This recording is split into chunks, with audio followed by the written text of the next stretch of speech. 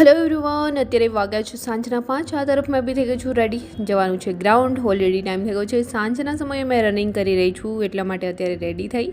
and ફટાફટથી નીકળી જઈશ ground જવા માટે એન્ડ ફાઇનલી ચલો અત્યારે મારું રનિંગ તો ઓલરેડી આ રીતે જ પ્રેક્ટિસ ચાલુ છે એન્ડ ઘણા લોકો કમેન્ટ્સ કરીને પૂછી રહ્યા છે આઈ હોપ કે તમે લોકો કદાચ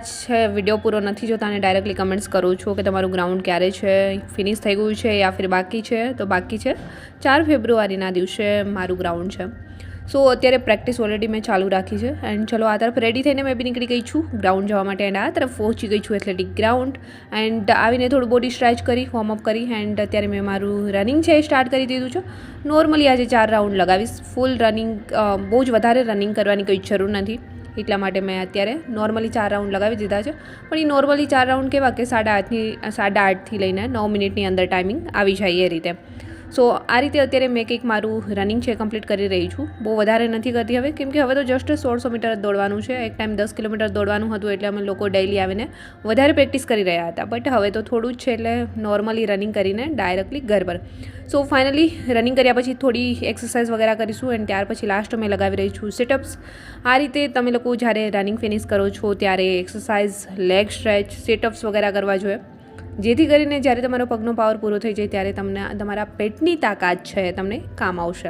કે પેટ મજબૂત હશે જેમ કે કોર વર્કઆઉટ આપણે કરતા હોઈએ છીએ તો એ લાસ્ટમાં બહુ કામ આવતું હોય છે તો એમના માટે એક્સરસાઇઝ સ્ટ્રેચિંગ બધું કરવું બહુ જરૂરી છે સિટઅપ્સ લગાવવા જોઈએ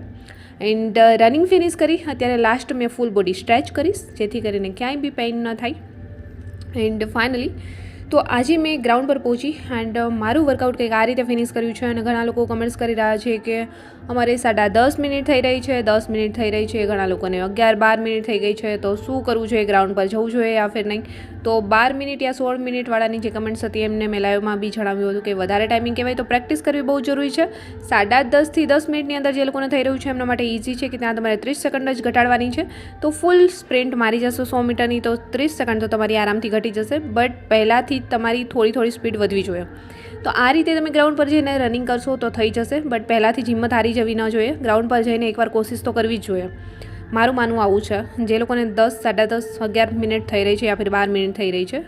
શું ખબર કે ત્યાં તમારામાં અચાનક છે તાકાત આવી જાય અને માહોલ જોઈને તમે રનિંગ કરી જાઓ ઘણા લોકો 10 મિનિટ થાય તો 8.5 મિનિટની અંદર ગ્રાઉન્ડ કમ્પ્લીટ કરીને ઘણા આવે છે તો આઈ થિંક તમે બી આવું કરી શકો સો એટલા માટે પહેલાંથી જ હિંમત ના હારી જવી જોઈએ અને જ્યાં બી તમારો વારો આવ્યો છે જે બી સિટીમાં ત્યાં જઈને એકવાર રનિંગ કરી લેવાનું છે એન્ડ ચલો અત્યારે મેં તો મારું રનિંગ વર્કઆઉટ ફિનિશ કરી નાખ્યું છે આ રીતે કંઈક એન્ડ રનિંગની પ્રેક્ટિસ તો હવે ખાસ કંઈ કરવાની જરૂર છે નહીં ઓલરેડી 8 મિનિટની અંદર થઈ જાય છે